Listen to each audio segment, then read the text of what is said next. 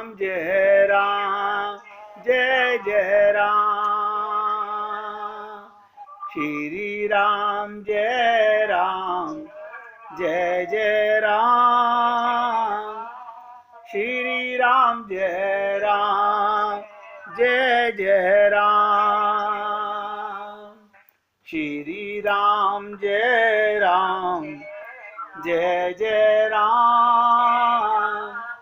श्री राम जय राम जय जय राम।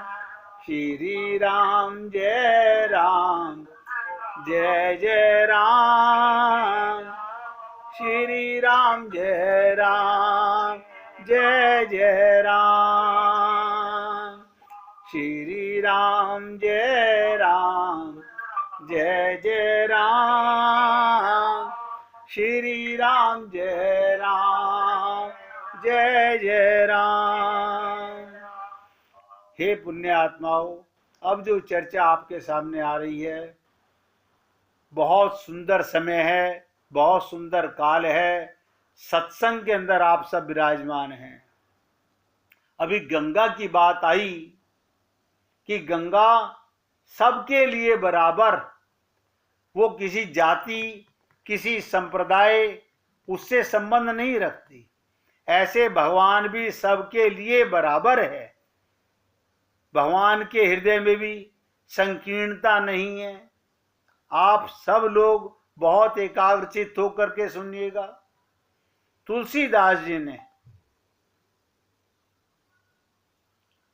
कहा, इन तीन वस्तुओं की श्रेष्ठता की एक ही कसौटी, उस वस्तु के द्वारा किसी एक व्यक्ति का हित होता है या सबका हित होता है। अब आप सोचिएगा, गंगा का हित, गंगा सबका भला करती है या खाली हिंदुओं का भला करती है? सोच के देखिएगा। अब मैं जो आपको बताने जा रहा हूं उसे बहुत ध्यान से सुनिएगा। गंगा का दृष्टांत दिया। गंगा जी की विलक्षणता ये, वो ऊपर से उतरकर नीचे आती है, अवतरित होती है। पर उसे नीचे आने का उद्देश्य क्या? आप सोच के देखिएगा। गंगा का ऊपर से नीचे आने का उद्देश्य क्या था? जब गंगा ब्रह्मा जी के कमंडल में थी, जब वामन अवतार में भगवान ने अपना एक पग में पृथ्वी नापी और एक पग में आकाश नापा, उस समय ब्रह्मा जी ने भगवान के चरण का जल अपने कमंडल में धारण कर लिया था। ये भगवान के चरणों का जल है।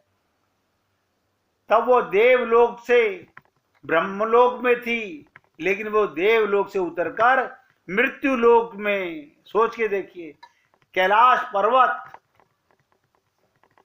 गंगा की महिमा को समझो, पर आ गई और फिर उतरकर हिमालय की चोटियों पर आ गई और वहां से उतरकर पृथ्वी पर आ गई। इसके बाद पृथ्वी पर बहती हुई वो समुद्र की ओर जा रही है। इन सब के पीछे गंगा का क्या उद्देश्य है? ब्रह्मा के कमंडल से निकलकर मृत्युलोक में आने का क्या उद्देश्य है? और सागर तक जाने का क्या उद्देश्य है? गंगा जी अगर अपने आप को दुर्लभ बनाए रखना चाहती, वो संकीर्ण होती हमारी तरह कि मैं धनवान बनूं, वो हमारी तरह कंजूस संकीर्ण होते, रोगी होते, तो गंगा क्या कहती? मैं ब्रह्मा के कमंडल में ही रह जाती। लेकिन जब वो ब्रह्मा के कमंडल से निकलकर देवलोक का परित्याग करके मृत्युलोक में आती हैं, उसके पीछे का उद्देश्य यही कि पापियों का उद्धार करने के लिए आती हैं, लोक कल्याण के लिए अपने आप को नीचे उतारकर सबकी सेवा में लगा देती हैं। यही गंगा जी के अवतरण का उद्देश्य है। और उनका सबसे बड़ा गौरव, तुलसीदास जी कहते हैं, गंगा का यही जीवन दर्शन हमारे लिए जीवन का आधार होना चाहिए। हम सबके लिए गंगा की तरह निर्मल हों, सबका भला चाहने वाले हों। इसलिए जहां पर गंगा की महिमा बताई गई, वहां पर यह सांकेतिक सूत्र भी दिया गया कि गंगा के किनारे जितने गांव और नगर हैं वो सभी तीर्थ हैं। गंगा के किनारे जितने गांव और जितने तीर्थ हैं सब तीर्थ बन गए, नगर भी। लेकिन इनमें 3 तीर्थों का उल्लेख विशेष रूप से दिया गया। अब मैं आपके आगे वो चर्चा बताने जा रहा हूं जिससे आप सब लोगों को ज्ञान की वृद्धि तो होगी ही, साथ में गंगा के अवतरण होने की महिमा का भी आपको समझ में आएगा। बड़ा महत्व है। हरिद्वारे प्रयागे चे गंगा सागर संगम में, क्या कहा? हरिद्वारे प्रयागे चे गंगा सागर संग में। गंगा के किनारे हरिद्वार, प्रयाग और गंगा सागर, ये 3 सर्वश्रेष्ठ तीर्थ हैं। हरिद्वार, प्रयाग और गंगा सागर। ऐसा कहकर अन्य तीर्थों की निंदा नहीं की गई, बल्कि इन तीनों का चुनाव बड़े सांकेतिक रूप में किया गया, क्योंकि गंगा हमारे लिए एक नदी नहीं है, अपितु हमारे समस्त धर्म और संस्कृति का जो तत्व है, हमारे जीवन दर्शन का जो तत्व है, उन सबको हमारे ऋषियों ने उन्हीं के माध्यम से पुराणों में व्यक्त किया। उसमें जो 3 स्थानों का प्रतीक चुना वो बड़ा महत्व का है। देखिएगा, ये 3 पुराणों के अंदर इसकी बात आती है कि पहला स्थान हरिद्वार को चुना गया। एक सज्जन ने कहा, ऋषि मुनि बड़े कुशल वर्णन करता है। उन्होंने एक प्रकार से भौगोलिक वर्णन किया। हरिद्वार से प्रारंभ और प्रयाग मध्य और गंगा सागर में समुद्र मिलन पर समाप्ति। यानी हरिद्वार से उसका प्रारंभ, प्रयाग में मध्य और गंगा सागर में समुद्र का मिलन। तत्वता तो ठीक नहीं है, क्योंकि गंगा का उद्गम तो हरिद्वार से नहीं हुआ, वो तो गंगोत्री से निकलती है। ऐसी स्थिति में इस श्लोक में ये कहना चाहिए था कि गंगा का सर्वश्रेष्ठ तीर्थ गंगोत्री होना चाहिए। लेकिन गंगोत्री का महत्व अधिक है या हरिद्वार का, आप सोचिएगा।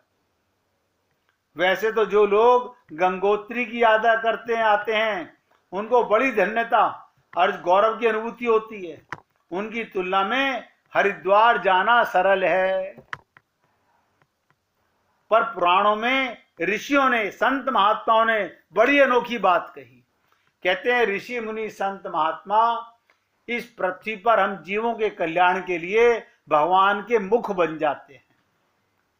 भगवान की वाणी ऋषि मुनि संत महात्माओं के मुख से प्रकट होती है।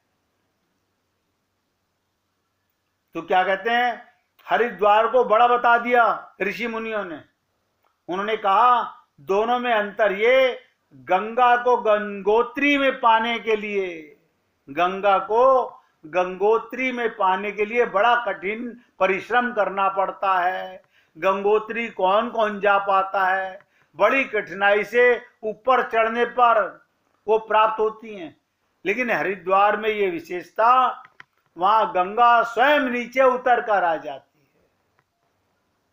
जैसे छोटा बालक नर्सरी की क्लास में तो टीचर बैठ करके बच्चे को समझाती है, गोदी में उठाती है। अब वो बच्चा तो उठ करके बड़ा हो नहीं सकता। तो ये गंगा का हरिद्वार में आने का देखो संत महात्मा क्या विशेषता बताते हैं। हरिद्वार में ये विशेषता, वहां गंगा स्वयं नीचे उतर कर आ जाती है और व्यक्ति को सुलभता से प्राप्त हो जाती है। किंतु मनुष्य की बड़ी विचित्र भावना है, जो वस्तु उसे कठिनाई से मिलती है उसी को वो अधिक महत्व देता है। जो चीज बड़ी मुश्किलों में मिले उसे तो वो इंपॉर्टेंट मानता है। इसलिए जिस तीर्थ की यात्रा जितनी कठिन उसे व्यक्ति उतना महत्व ज्यादा देता है। जिसकी यात्रा जितनी सुलभ उसे उतना कम महत्वपूर्ण मानता है। लेकिन शास्त्रकारों ने कहा जिनमें सामर्थ्य हो वो गंगोत्री जाकर गंगा स्नान करें और धन्यता गौरव की अनुभूति करें, पर गंगा का पहला तत्व हरिद्वार है, अर्थात जहां उनकी सुलभता। देखिएगा, अगर आप हम लोगों के जीवन में भगवान का प्रेम सुलभ ना हो, ये तो संत महात्माओं की कृपा है हम लोगों पर। हम पुराण वेद पढ़ करके खुद नहीं समझ सकते, अरे रामायण नहीं समझ सकते, सबसे सरल ग्रंथ है, उसे भी हम अपनी बुद्धि से नहीं समझ सकते। कितना ही प्रयत्न कीजिए। तो कविता के भी माध्यम से हिमालय की तरफ दुर्गम नहीं होना चाहिए। वो कविता जिसे केवल कवि समझे, कभी कभी तो स्वयं कभी भी नहीं समझ पाते। वो क्या कह रहे हैं, बेचारे सुनने वाले भी समझाने के लिए व्यर्थ परिश्रम करते रहे, फिर भी कुछ रहस्य पल्ले ना पड़े। तो काव्य की विशेषता शब्दों की विशेषता होनी चाहिए जो ऊपर से नीचे उतरे। जैसे संत महात्माओं ने वेदों का मर्मज्ञ जाना और उसे अपने शब्दों में सरल करके हम जीवों तक पहुंचाया।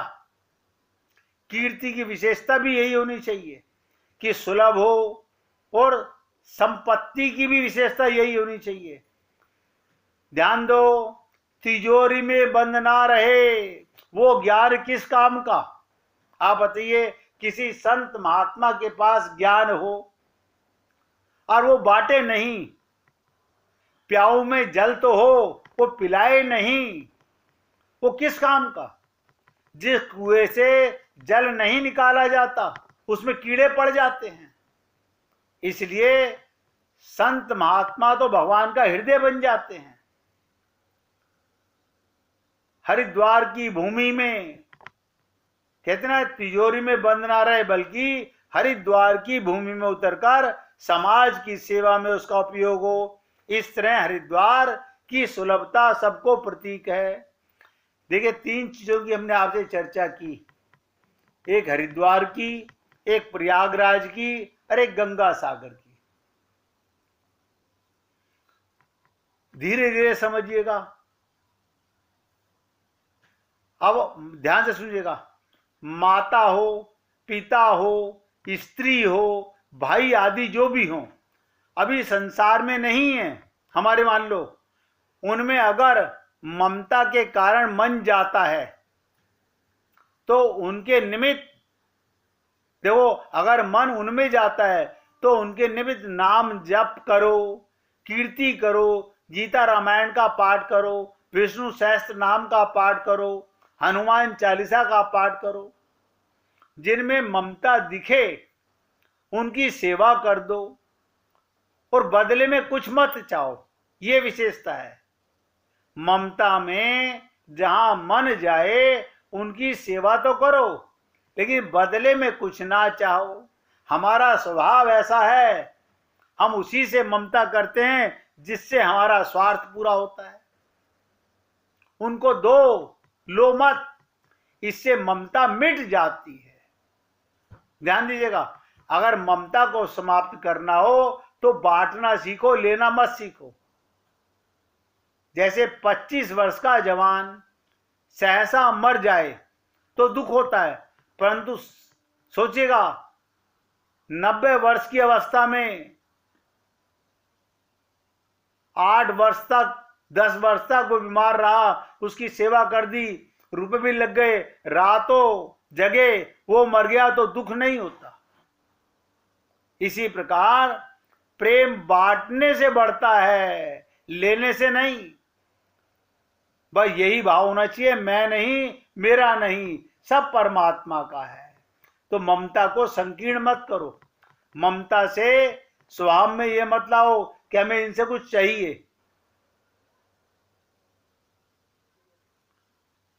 अब आपके साथ प्रयाग की चर्चा सुन लीजिए। आजकल प्रयागराज में कुंभ का स्नान चल रहा है। अब वहां की चर्चा पुराणों से, शास्त्रों से और संत महात्माओं से रामायण में क्या आती है वो सुन लीजिएगा। प्रयाग बड़ा अनोखी संकेत है। प्रयाग में गंगा और यमुना का संगम होता है। कैसा सुंदर मिलन, आप ध्यान से सुनिएगा, कैसा सुंदर मिलन। गंगा बाहें फैलाकर यमुना को अपने में समेट लेती है।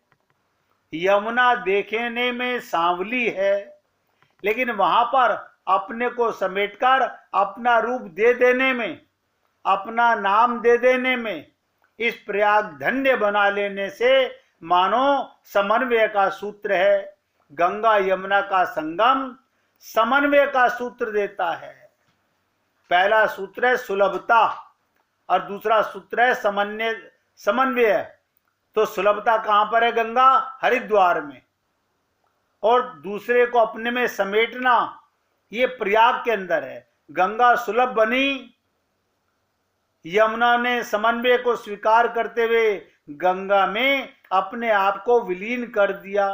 कोई कह सकता है गंगा तो पूरी स्वार्थी निकली, बेचारी यमुना की पहले एक अलग पहचान तो थी, गंगा ने उसे अपने में विलीन कर लिया तो उसका नाम भी विलीन हो गया और रूप भी विलीन हो गया। इस विलय के बाद सब उन्हें गंगा ही कहते हैं। यमुना कौन कहता है? बेचारी यमुना तो घाटे में रही। लोगों की बात देखिएगा, लेकिन आप जरा विचार करके देखिएगा, यमुना को अपने आप में लीन करने वाली, यमुना को अपने में आत्मसात कर लेने वाली, उसके बाद गंगा ने क्या किया? क्या वो प्रयाग में रुक गई? नहीं, वो आगे बढ़ती जा रही है। गंगा रुकी नहीं, आगे बढ़ती जा रही है। कहां जा रही है? समुद्र में अपने आप को विलीन कर लेने के लिए। अब आप हम लोग उस परम प्रीतम भगवान के पास जाने के लिए, वो सागर के समान है।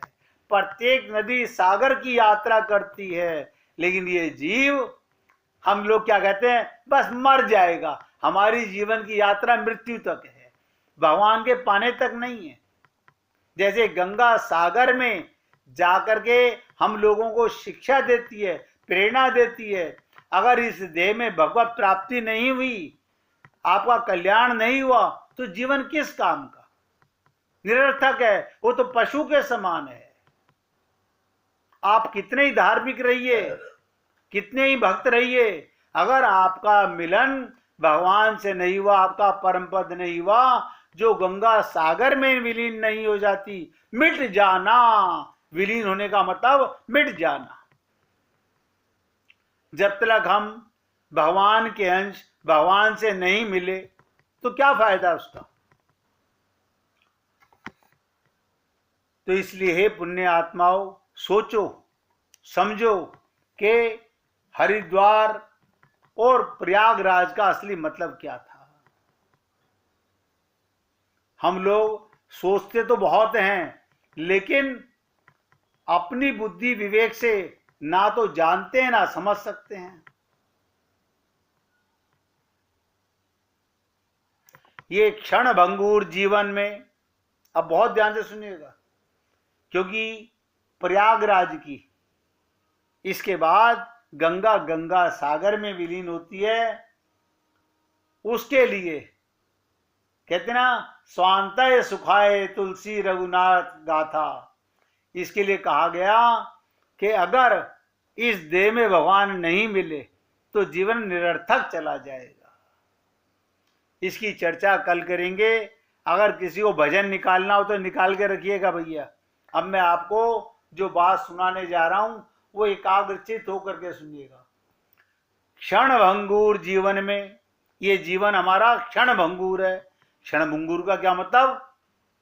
एक सांस का पता नहीं है, अभी आ रहा है अभी समाप्त हो जाए, इसलिए इसको कहा गया क्षण भंगुर। कब एंड हो जाए कोई नहीं जानता।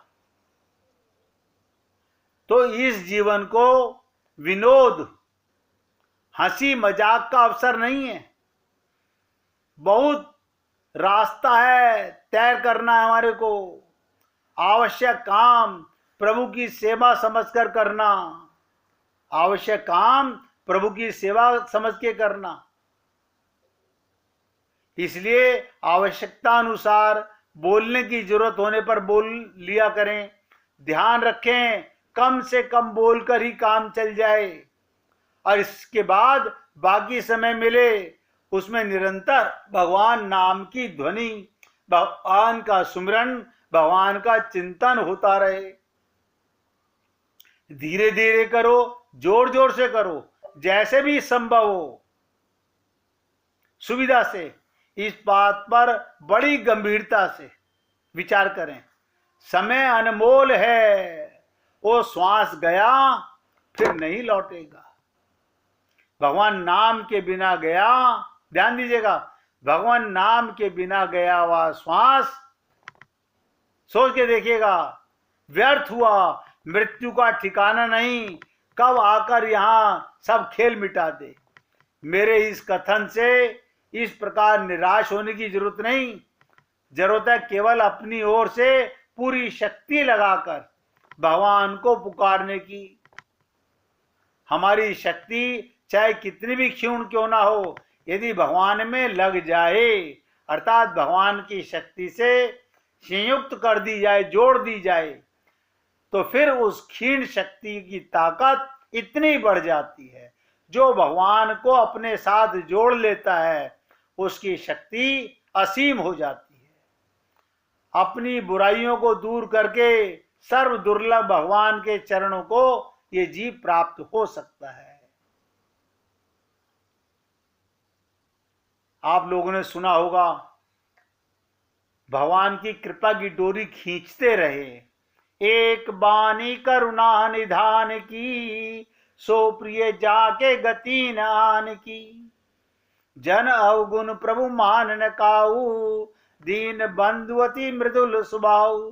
ऐसी कवन प्रभु की रीति, विरध हेतु पुनीत परहि पावन निर्प्रीति। तो कहने का तात्पर्य, अपना जीवन, बचा हुआ सांस, बचे हुए जीवन को जिसने भगवान को अर्पित कर दिया, उसका जीवन सफल है। हर सांस में हो सुमिरन तेरा। कोई भजन सुनाना चाहता है या भैया कीर्तन करें? सुनिए राजकुमार जी। ऐसे चुप ना रहा कीजिए, ऐसे चुप ना रहा कीजिए, राधे राधे कहा कीजिए, राधे राधे कहा कीजिए, ऐसे चुप ना रहा कीजिए।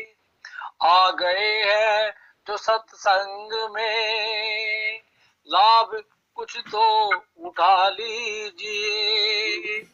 आ गए हैं जो सत्संग में, लाभ कुछ तो उठा लीजिए। राधे राधे कहा कीजिए, राधे राधे कहा कीजिए। दोष जन्मों के मिट जाएंगे, दोष जन्मों के मिट जाएंगे। भाग्य सोया जगा लीजिए, राधे राधे कहा कीजिए, राधे राधे कहा कीजिए। ऐसे चुप ना रहा कीजिए, शांत जीवन संवर जाएगा, शांत जीवन संवर जाएगा। राधा रानी के गुण गाइए, राधे राधे कहा कीजिए। ऐसे चुप ना रहा कीजिए, छोड़ दुनिया की मोह माया तू, छोड़ दुनिया की मोह माया तू। कभी वृंदावन आया कीजिए, वृंदावन कभी आया कीजिए, राधे राधे कहा कीजिए, राधे राधे कहा कीजिए, राधे राधे कहा कीजिए। बोलिए वृंदावन बिहारी लाल की जय। जय जय श्री राधे, जय जय श्री राधे। बोलिए लाल जी का मंगल हो, सभी भक्तों का मंगल हो। सबको राधे राधे भैया, राधे राधे जी।